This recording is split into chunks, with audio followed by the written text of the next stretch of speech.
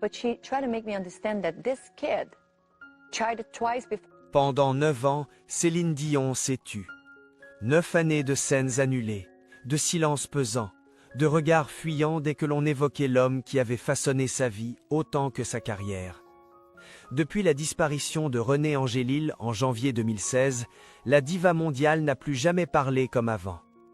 Derrière les sourires maîtrisés et les apparitions rares, une femme survivait plus qu'elle ne vivait. Elle évoquera plus tard le plus long hiver de son existence, un froid intérieur que ni la célébrité ni l'amour du public n'ont pu réchauffer.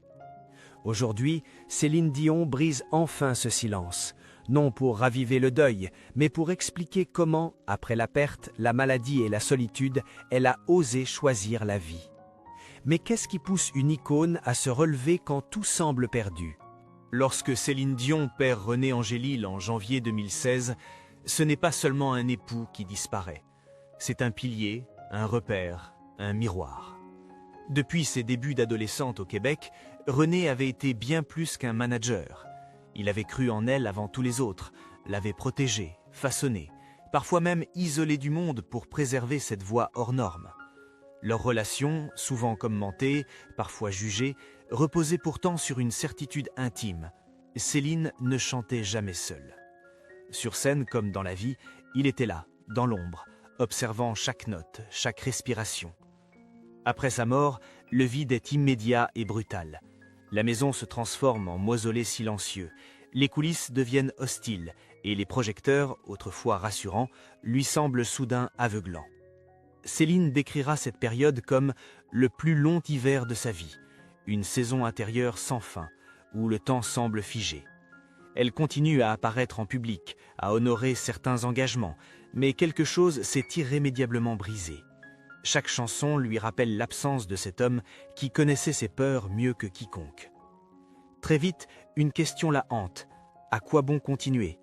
Pendant des décennies, René avait été le premier spectateur, celui qui donnait un sens à chaque performance. Sans lui, le geste artistique perd sa raison d'être. Céline envisage alors sérieusement de mettre un terme à sa carrière, non par lassitude ou par manque de succès, mais parce que monter sur scène sans ce regard familier lui semble insupportable. La diva mondiale se retrouve confrontée à une réalité que la célébrité n'efface pas. Le deuil n'épargne personne. Dans l'intimité, la douleur se mêle à la culpabilité. Céline se reproche de respirer encore, de rire parfois, de continuer à vivre quand celui qui avait partagé chaque combat n'est plus là. Elle s'impose une fidélité silencieuse, presque ascétique, comme si le bonheur devenait une trahison. Les jours passent, puis les mois, et le public commence à s'interroger sur son absence prolongée. Pourtant, derrière ce retrait, il n'y a ni stratégie ni calcul, seulement une femme qui tente de survivre à l'effondrement de son monde. Ce qui rend cette période encore plus éprouvante, c'est la solitude émotionnelle. Entourée, admirée, soutenue en apparence, Céline se sent paradoxalement seule. Les proches respectent son silence, les médias spéculent, mais personne ne peut combler l'absence de celui qui avait toujours trouvé les mots justes. Même la musique, son refuge de toujours, devient douloureuse. Chanter, c'est revivre, et revivre, c'est souffrir. Peu à peu, la question n'est plus de savoir si elle a encore le droit d'exister en tant que femme, au-delà du deuil. Peut-on rester fidèle à l'amour passé sans s'effacer soi-même? Peut-on honorer un disparu sans renoncer à toute forme de joie? Ces interrogations silencieuses vont hanter Céline pendant des années, préparant le terrain d'un combat bien plus intime encore, celui contre son propre corps. Alors que Céline Dion tente lentement de se relever du deuil, une autre épreuve, plus insidieuse, s'impose à elle. Cette fois, l'ennemi n'est plus invisible, il est intérieur. Son corps, longtemps allié fidèle de sa voix, commence à lui envoyer des signaux inquiétants. Des raideurs inexpliquées, des spasmes soudains, une fatigue qui ne ressemble à aucune autre. Au début, Céline minimise. Comme beaucoup d'artistes, elle met ses symptômes sur le compte du stress, de l'épuisement, de la douleur accumulée. Mais les manifestations s'intensifient, s'installent et finissent par perturber ce qu'elle maîtrise le mieux, chanter. Le diagnostic tombe comme un verdict. Céline est atteinte du Stiff Person Syndrome, une maladie neurologique rare qui provoque des contractions musculaires incontrôlables et une rigidité progressive du corps. Pour le grand public, ce nom ne signifie rien. Pour une chanteuse, il est synonyme de menace existentielle. La respiration devient plus difficile à contrôler, la posture se fragilise et la voix, ce miracle de précision, peut vaciller à tout instant. Pour Céline, c'est un choc d'une violence sourde. Après avoir perdu l'homme de sa vie, elle risque maintenant de perdre ce qui a toujours donné un sens à son existence. Cette annonce bouleverse tout. Sur le plan professionnel, les tournées sont suspendues puis annulées. Les apparitions se font rares, soigneusement encadrées. Mais le plus dur n'est pas visible. Céline, habituée à diriger chaque détail de sa carrière et de son quotidien, doit apprendre à dépendre des autres. Elle qui s'est toujours présentée comme forte, presque invincible, se découvre vulnérable. Cette fragilité, elle la vit d'abord comme une humiliation silencieuse. Comment accepter d'être aidée quand on a passé sa vie à soutenir les autres? La maladie agit comme un miroir impitoyable. Elle oblige Céline à regarder ce qu'elle fuyait depuis la mort de René, la peur de perdre le contrôle. Son corps ne répond plus comme avant, ses limites deviennent imprévisibles, chaque jour apporte son lot d'incertitudes. Pour une artiste dont la carrière se repose sur la maîtrise absolue, cette perte de contrôle est presque plus douloureuse que le deuil lui-même. Elle ne lutte plus seulement pour continuer à chanter, mais pour préserver une identité qu'elle sent menacée. Dans l'intimité, Céline affronte une autre angoisse, plus profonde encore, celle de ses enfants. Mère de 3 enfants, elle refuse de se laisser voir comme faible. Elle veut rester un pilier, un repère, malgré la douleur et les traitements. Cette volonté de protéger ses fils l'oblige parfois à masquer sa souffrance, à sourire quand le corps se crispe, à rassurer quand elle-même doute. La maladie devient alors un combat silencieux, mené loin des projecteurs, dans une solitude que la notoriété n'adoucit pas. Progressivement, Céline comprend qu'elle ne gagnera pas cette bataille en niant sa réalité. Accepter la maladie, ce n'est pas capituler, mais apprendre à vivre autrement. Elle découvre une forme d'humilité nouvelle imposée par le corps. Pour la première fois, elle doit écouter ses limites, ralentir, renoncer. Cette prise de conscience est douloureuse, mais elle ouvre aussi une brèche inattendue. En acceptant sa vulnérabilité, Céline cesse de se définir uniquement par la performance. Elle n'est plus seulement une voix, une icône, une machine à émotion, elle redevient une femme. Ce combat contre la maladie marque un tournant décisif. Il ne s'agit plus seulement de survivre au passé, mais de redéfinir l'avenir. Privée de certitude, Céline se retrouve face à une question essentielle. Si tout ce qui la définissait peut lui être retiré, que lui reste-t-il? Cette interrogation intime va préparer le terrain d'un bouleversement inattendu, celui qui surgira au moment où elle s'y attend le moins et qui déclenchera l'une des plus grandes controverses de sa vie. C'est dans un moment où Céline Dion se croit définitivement éloignée de toute idée de renouveau sentimental qu'une rencontre inattendue survient. Rien de spectaculaire, rien de prémédité. Pas de tapis rouge, pas de soirée mondaine. La scène se déroule lors d'un événement caritatif discret, loin des projecteurs habituels. Un cadre neutre, presque banal, où Céline n'est ni une diva ni une légende vivante, mais une femme fragilisée, marquée par le deuil et la maladie. L'homme qu'elle rencontre ce jour-là est un réalisateur franco-canadien, engagé, cultivé, habitué aux coulisses plutôt qu'à la lumière. Il ne lui parle ni de records de vente, ni de performances mythiques. Il ne la regarde pas comme une icône à préserver ou une héroïne intouchable. Il s'adresse à elle comme à une personne ordinaire, avec respect, retenue et une forme de délicatesse qui la désarme. Cette normalité, presque déroutante, agit comme un choc silencieux. Pour la première fois depuis longtemps, Céline n'a pas besoin de jouer un rôle. Peu à peu, un lien se tisse. Pas une passion fulgurante, mais une proximité faite d'écoute et de compréhension mutuelle. L'homme ne cherche ni à remplacer le passé, ni à combler le vide laissé par René Angélil. Il respecte ce qui a existé sans jamais tenter de s'y mesurer. Cette attitude, rare dans l'entourage de Céline, la touche profondément. Après des années à être définie par son deuil, elle redécouvre ce que signifie être perçue autrement. Mais ce qui naît dans la discrétion ne tarde pas à devenir public. Quelques photographies suffisent. Des clichés pris à distance, un sourire échangé, une présence répétée lors de certains événements. Très vite, les médias s'emparent de l'histoire, les titres s'emballent, les interprétations se multiplient. L'idée qu'une Céline Dion, veuve emblématique, puisse retrouver une forme de joie après 9 années de silence provoque une onde de choc. La question n'est plus seulement sentimentale, elle devient morale. La controverse enfle. Certains saluent son courage, d'autres dénoncent ce qu'ils perçoivent comme une trahison du passé. L'écart d'âge entre Céline et cet homme alimente les débats. Peut-on aimer plus jeune quand on est une figure quasi sacrée ? A-t-on le droit de reconstruire sa vie quand on a incarné, aux yeux du public, un amour présenté comme absolu et définitif ? Les réseaux sociaux deviennent un tribunal émotionnel. Chaque geste est disséqué, chaque apparition commentée. Ce qui frappe, c'est la violence symbolique de certaines réactions. Céline n'est plus jugée sur sa musique ou son talent, mais sur sa capacité supposée à rester fidèle à une image figée. Comme si le public lui avait assigné un rôle éternel, celui de la veuve digne, silencieuse, dévouée à la mémoire de son époux. En osant apparaître aux côtés d'un autre homme, elle brise ce contrat tacite, et cette transgression dérange. Pour Céline, cette tempête médiatique ravive une culpabilité qu'elle croyait enfouie. Elle se demande si elle a le droit de sourire à nouveau, de ressentir autre chose que le manque.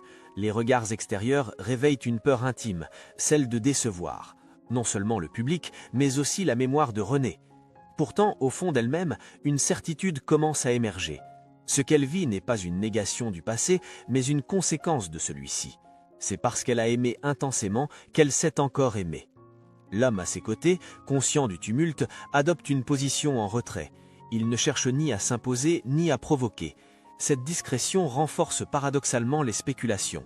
Plus il se fait silencieux, plus les interprétations se multiplient. Mais pour Céline, cette retenue est une preuve supplémentaire de respect. Il ne lui demande rien, sinon d'être elle-même, avec ses failles et son histoire. Ce chapitre de sa vie marque un basculement. Pour la première fois depuis la disparition de René, Céline n'est plus seulement définie par ce qu'elle a perdu, mais par ce qu'elle ose encore ressentir. La controverse, aussi douloureuse soit-elle, agit comme un révélateur. Elle met en lumière une question fondamentale, que Céline ne peut plus éviter. Doit-elle continuer à vivre selon les attentes des autres ou écouter enfin ce que son cœur lui dicte ? Alors que le débat fait rage à l'extérieur, une voix intérieure commence à se faire entendre, plus forte que les critiques. Une voix qui lui rappelle qu'aimer à nouveau n'efface pas l'amour passé et que rester en vie implique parfois de braver le jugement. Mais pour que cette prise de conscience se transforme en libération, il lui faudra encore franchir une étape décisive, portée non pas par l'opinion publique, mais par ceux qui comptent le plus à ses yeux.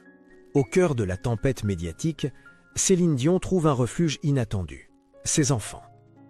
Loin des caméras et des commentaires, c'est dans l'intimité familiale que se joue le véritable tournant. Depuis la disparition de René Angélil, Céline s'est imposée une mission silencieuse. Tenir bon pour eux, coûte que coûte. Être la mère solide, la figure rassurante, celle qui ne s'effondre jamais. Mais cette force affichée cache une fatigue profonde, nourrie par des années de retenue et de renoncement. Ses fils ont grandi dans l'ombre d'un deuil omniprésent. Ils ont vu leur mère lutter contre la tristesse, la maladie et le poids des attentes extérieures. Ce qu'ils perçoivent au fil du temps n'est pas une trahison de la mémoire de leur père, mais une femme qui s'est trop longtemps privée de vivre. Cette lucidité, Céline ne l'avait pas anticipée. Elle pensait protéger ses enfants en s'oubliant elle-même. En réalité, ce sont eux qui vont l'aider à se libérer. Le moment décisif survient lors d'un échange simple, presque banal, mais d'une portée immense. René Charles Angélil, l'aîné, naît des mots sur ce que Céline n'osait formuler. Il lui rappelle que l'amour de son père ne s'est jamais construit sur le sacrifice de soi, que René aurait voulu la voir vivre, rire, avancer. « Tu as le droit d'être heureuse », lui dit-il. Cette phrase, prononcée sans emphase, agit comme une clé. Elle ouvre une porte que Céline gardait fermée depuis des années. Pour la première fois, la culpabilité recule. Céline comprend que son attachement au passé, aussi légitime soit-il, est devenu une forme de prison. Elle réalise qu'en se condamnant à une fidélité figée, elle trahit paradoxalement l'esprit même de l'amour qu'elle a vécu. René n'a jamais été un homme de contrôle ou d'interdit. Il a toujours encouragé la liberté, la passion, le mouvement. En refusant d'avancer, Céline se rend compte qu'elle s'éloigne de ce qu'il incarnait. Ce soutien filial transforme profondément son regard sur elle-même. Elle n'est plus seulement une veuve, ni une icône surveillée, mais une mère dont le bonheur compte aux yeux de ses enfants. Cette reconnaissance inverse les rôles. Ceux qu'elle voulait protéger deviennent ceux qui la sauvent. Le regard qu'il porte sur sa vie sentimentale n'est pas teinté de jugement, mais de bienveillance. Il ne voit pas une mère qui oublie, mais une femme qui survit. Progressivement, Céline cesse de se cacher, pas par provocation, mais par apaisement. Elle accepte que son droit au bonheur ne soit pas conditionné à l'approbation du public. Le soutien de ses enfants agit comme un bouclier contre les critiques extérieures. Chaque accusation perd de sa force face à cette vérité simple. Aimer à nouveau n'efface pas ce qui a été aimé avant. Cela prouve seulement que le cœur n'est pas mort. Ce chapitre marque une rupture silencieuse mais définitive. Céline ne renie pas son passé, ni la douleur qui l'accompagne encore. Elle apprend à les intégrer à une vie qui continue. Le deuil ne disparaît pas, mais il cesse d'être un obstacle infranchissable. Grâce à ses enfants, elle comprend que l'amour ne se mesure pas à l'immobilité, mais à la capacité de transmettre, de se transformer et de rester vivant. Ce nouvel équilibre intérieur prépare le terrain d'une parole longtemps retenue. Après des années de silence et de justification muette, Céline est prête à parler en son nom, à affirmer sans détour ce qu'elle n'avait jamais osé dire publiquement. Son bonheur ne demande aucune autorisation. Et cette prise de parole, imminente, va sceller sa renaissance. Après des années de retenue, Céline Dion choisit enfin de parler. Non pas pour se justifier, ni pour convaincre, mais pour reprendre possession de son histoire. Sa voix, longtemps associée aux plus grandes émotions collectives, se fait cette fois plus intime, presque fragile. Elle ne cherche pas à gommer le passé, ni à réécrire ce qu'elle a vécu avec René Angélil. Au contraire, elle le reconnaît comme une part indélébile de sa vie, une fondation sur laquelle tout le reste s'est construit. Dans ses rares prises de parole, Céline affirme une vérité simple mais dérangeante. Aimer à nouveau n'est pas une trahison, c'est une continuité. Pendant longtemps, elle a cru que le deuil exigeait le silence et l'effacement, que rester fidèle signifiait rester immobile. Aujourd'hui, elle comprend que cette vision n'était pas seulement douloureuse, mais injuste envers elle-même. René n'a jamais été un homme qui enfermait. Il l'a toujours poussée à vivre pleinement, à ressentir intensément, à ne jamais se réduire. Cette prise de conscience s'accompagne d'une libération progressive. Céline cesse de se sentir redevable d'une image figée, imposée par le regard public. Elle refuse désormais l'idée selon laquelle son bonheur devrait être validé par des inconnus. La célébrité, qu'elle a longtemps acceptée comme un contrat tacite, ne peut plus dicter ses choix les plus intimes. En parlant, elle brise un autre tabou, celui qui veut que les femmes célèbres doivent incarner une exemplarité morale permanente, au détriment de leur humanité. Sa parole est mesurée, jamais provocatrice. Elle ne revendique rien, elle constate. Elle dit avoir appris, à travers la maladie et la perte, que la vie est trop fragile pour être vécue sous surveillance constante. Chaque jour est une négociation avec son corps, avec la douleur, avec l'incertitude. Dans ce contexte, refuser la joie serait une forme de renoncement supplémentaire, et Céline ne veut plus renoncer. Ce discours touche profondément une partie du public, qui se reconnaît dans cette quête tardive de liberté. Beaucoup voient en elle le reflet de leurs propres contradictions, le désir d'avancer face à la peur de décevoir, l'envie d'aimer face au poids du passé. Céline devient, malgré elle, une figure de résilience adulte, loin des récits héroïques ou idéalisés. Elle ne promet pas le bonheur, elle affirme simplement le droit de le chercher. Cette parole marque un tournant définitif. Elle ne met pas fin aux critiques, mais elle les rend secondaires. Céline n'attend plus d'approbation. Elle accepte que certains ne comprennent pas, que d'autres jugent. Ce détachement, acquis au prix de longues années de souffrance, est peut-être sa plus grande victoire. Pour la première fois depuis longtemps, elle parle sans trembler, consciente que sa vérité n'a pas besoin d'être universelle pour être légitime. En s'autorisant à dire « je », Céline referme un cycle. Elle ne se définit plus uniquement par ce qu'elle a perdu, ni par ce que les autres projettent sur elle. Elle se réapproprie son récit, avec ses zones d'ombre et ses éclats de lumière. Et dans ce geste simple mais puissant, elle prépare le dernier chapitre de son parcours. celui d'une renaissance imparfaite, mais profondément humaine. La renaissance de Céline Dion ne ressemble en rien à un retour triomphal tel que le public en a connu autrefois. Il n'y a ni promesse de grandeur retrouvée, ni certitude absolue quant à l'avenir. Ce qui se dessine, en revanche, est plus rare et plus précieux. Une acceptation lucide de ce que la vie est devenue. Céline n'est plus la femme d'avant, et elle ne cherche plus à l'être. Elle avance avec ses blessures, sans les nier, sans les exhiber. La maladie est toujours là, imprévisible, rappelant chaque jour que le contrôle est une illusion.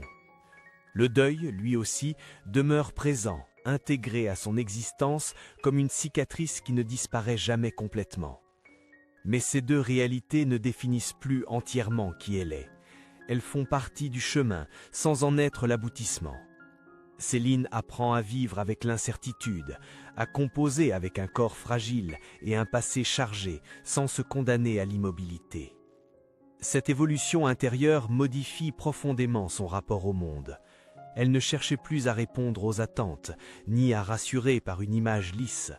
Elle accepte d'être perçue comme une femme imparfaite, parfois fatiguée, parfois hésitante, mais sincère. Cette honnêteté nouvelle touche ceux qui la suivent depuis des décennies. Beaucoup reconnaissent dans son parcours leurs propres combats, leurs renoncements, leurs élans tardifs. Céline devient alors bien plus qu'une chanteuse, elle incarne une vérité universelle, celle d'un être humain confronté à la perte et au temps qui passe. En choisissant de vivre pleinement, sans renier ce qui a été, Céline redéfinit le sens de la fidélité. Être fidèle, ce n'est pas se figer dans la douleur, mais honorer l'amour en continuant d'exister. Cette conviction, longtemps étouffée, éclaire désormais ses choix. Elle ne promène ni bonheur constant, ni guérison totale. Elle revendique seulement le droit de ressentir, d'aimer encore, malgré tout. Le parcours de Céline Dion rappelle une leçon essentielle. La résilience n'est pas une victoire éclatante, mais un mouvement discret. Une succession de pas fragiles, parfois hésitants, qui mènent malgré tout vers la lumière. Même après les pertes les plus profondes, même lorsque le corps trahit et que le cœur doute, la capacité d'aimer ne disparaît jamais vraiment. Elle attend, silencieuse, qu'on lui permette de renaître. Et peut-être est-ce là le véritable message de cette histoire. Survivre n'est pas suffisant. Vivre, même imparfaitement, reste le plus bel hommage que l'on puisse rendre à ceux que l'on a aimés.